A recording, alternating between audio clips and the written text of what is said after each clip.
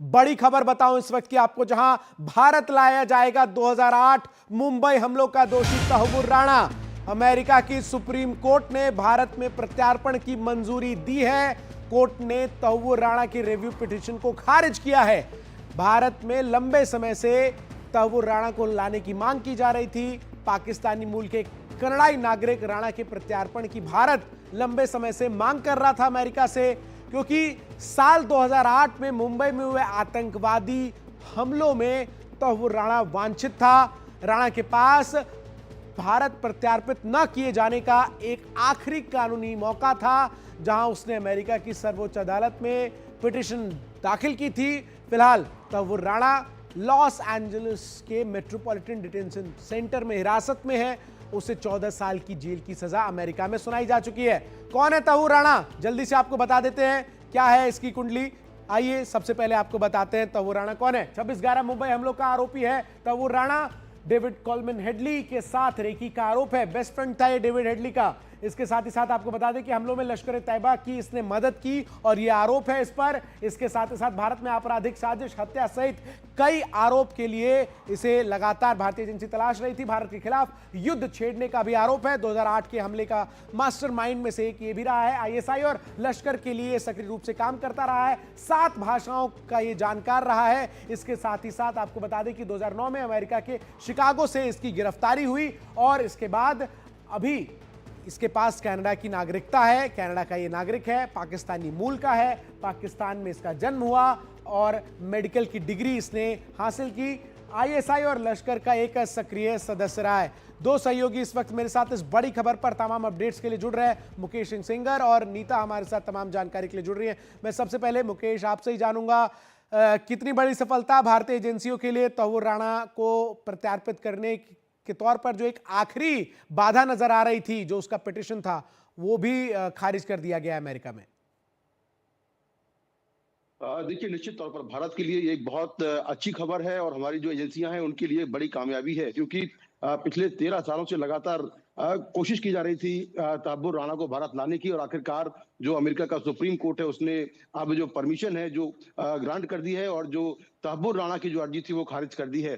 तहव्वुर राणा को 2009 में शिकागो से गिरफ्तार किया गया था और उसके बाद से वो लगातार अमेरिकी जेलों में है। उसको 14 साल की सजा हुई और इसके बाद अमेरिकी की अलग अलग कोर्ट में उसके खिलाफ केस चले और हमारी जो एजेंसियां हैं उन्होंने बेहद सख्ती से और काफी मजबूती के साथ तहव्वुर राणा को लेकर जो एविडेंस है वो कोर्ट में रखे और कोर्ट ने माना कि तहव्वुर राणा जो है उसका एक्स्ट्राडिशन करने लायक है। केस जो उसका केस है, तो उसको लोअर कोर्ट से भी वहां पर कोई राहत नहीं मिली थी और लोअर कोर्ट के आदेश के खिलाफ तहव्वुर राणा सुप्रीम कोर्ट गया था, लेकिन वहां से भी उसको कोई राहत नहीं मिली। बड़ा झटका लगा है तहव्वुर राणा को। नीता अभी हमारे साथ तमाम जानकारी के लिए जुड़ रहे हैं। नीता, मैं चाहूंगा जरा आप दर्शकों को आसान सी भाषा में समझाएं, लेकिन इन सब के बीच आपको सुनाते हैं कि क्या कुछ कहना है उज्जवल निगम का, जो कि इस पूरे मामले में वकील रहे हैं। बहुत जानकारी मिल सकती है।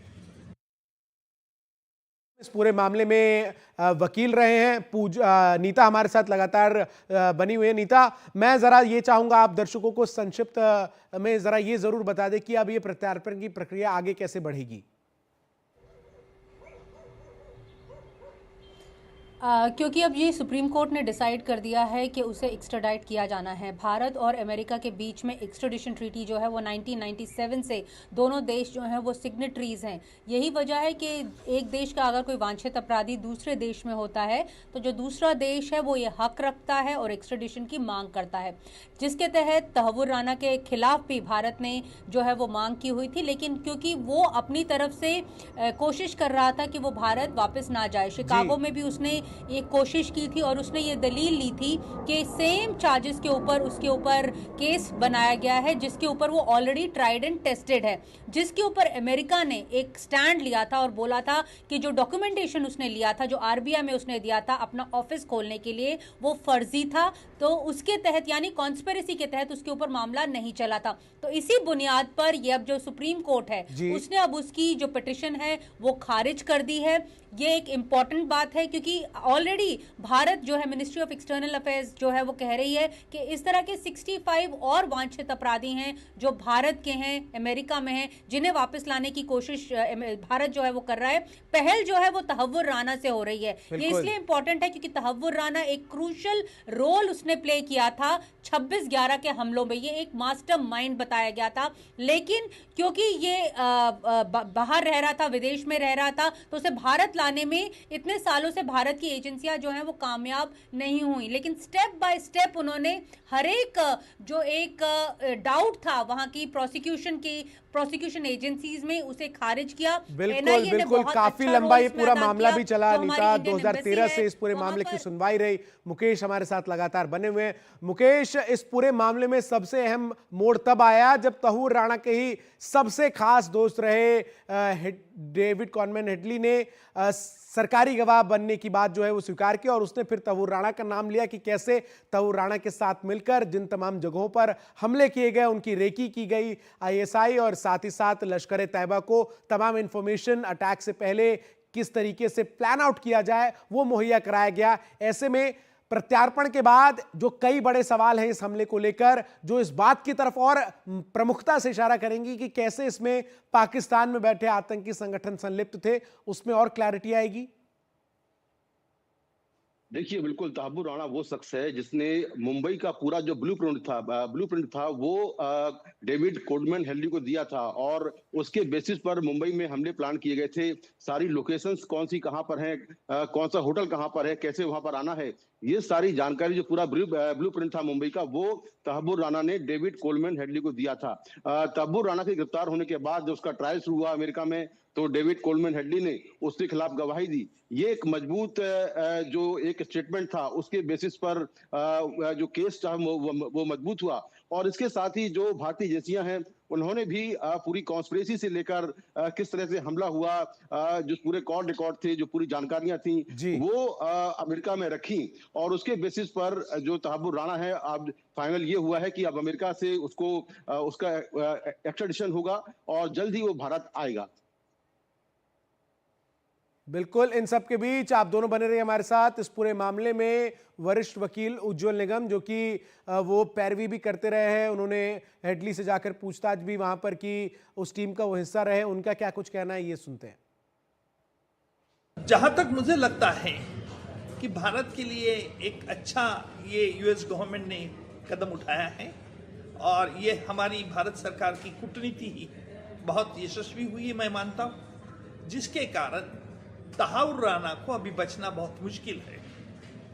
मैं ये भी मानता हूं कि तहव्वुर राणा को एक्स्ट्राडिट करने के बाद ऐसे कुछ संगीन राज खुलने वाले हैं, जिसके आधार पर पाकिस्तान की आर्मी के अधिकारी और पाकिस्तान में किस तरह से साजिश हुई थी 26/11 की, और किन लोगों ने इसको अंजाम देने के लिए क्या क्या मदद की, इस बहुत बारे में बहुत जानकारी मिल सकती है। नीता हमारी सहयोगी लगातार इस खबर पर हमारे साथ बने हुए। नीता, तहव्वुर राणा के प्रत्यार्पण में भारतीय एजेंसियों की सफलता के बाद कौन कौन से वो प्रमुख सवाल हैं जिसके जवाब एजेंसीज जब उनसे पूछताछ करेगी तहव्वुर राणा को बिठाकर भारत लाने के बाद सामने आ सकते हैं?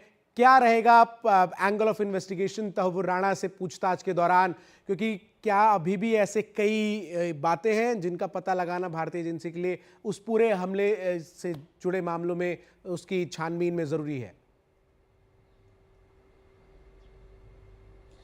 हमले का जो कैसे हुआ, किसने करवाया, इसके बारे में सारी जानकारी भारत के पास है, लेकिन अब जो स्टेट एक्टर्स की इन्वॉल्वमेंट है, जिसे लेकर भारत हमेशा दलील देता रहा है, हमेशा इंटरनेशनल फोरा पर, कि स्टेट एक्टर्स जो हैं वो इन्वॉल्व रहे हैं इस हमले में, उसकी बात को और ज्यादा बल मिल जाएगा। हालांकि भारत ने इसके मुतालिक भी पाकिस्तान को भी और इंटरनेशनल फोरम में भी इसके मुतालिक कई सबूत दिए हैं कि किस तरह के जो स्टेट एक्टर्स थे वो कंट्रोल रूम में मौजूद थे जब हमला हो रहा था, और वो किस तरह से डायरेक्शंस दे रहे थे। लेकिन लेकिन क्योंकि अब एक बीच की कड़ी जो है वो मिल गया है डेविड कोलमैन, हेडली और साथ में जो स्टेट एक्टर्स के बीच की जो कड़ी है वो मिल गया है, तो और ज्यादा जो एक कड़ी है वो मजबूत होगी।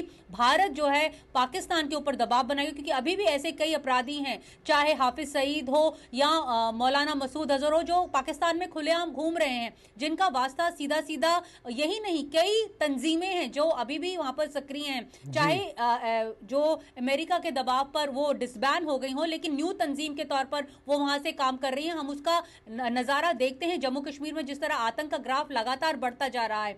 तो इस सब के मुतालिक जो एक आतंक का सिलसिला पाकिस्तान की ओर से भारत की ओर आ रहा है, उसके ऊपर जो भारत है वो अपना पक्ष और ज्यादा जोरदार तरीके से रख पाएगा पाकिस्तान के आगे, और साथ में इंटरनेशनल कम्युनिटी के सामने भी, और साथ में जो एक FTA है उसमें भी भारत हमेशा बोलता रहा है कि पाकिस्तान के ऊपर ज्यादा लगाम लगाने की जरूरत है, उसके ऊपर भी भारत को बल मिलेगा। बिल्कुल, बहुत इंपॉर्टेंट पॉइंट आपने बताया कि जो स्टेट इन्वॉल्वमेंट रहा है पाकिस्तान का 2008 के हमलों में, उसको लेकर तहव्वुर राणा से पूछताछ के दौरान बहुत सारी क्रूशियल जानकारी जो है वो सामने आ सकती है। बहुत बहुत शुक्रिया आप दोनों ही का हमारे साथ जुड़ने के लिए, तमाम जानकारी और अपडेट्स जो है वो दर्शकों तक पहुंचाने के लिए। तो तहव्वुर राणा के प्रत्यार्पण में भारतीय एजेंसियों को सफलता हाथ लगी है।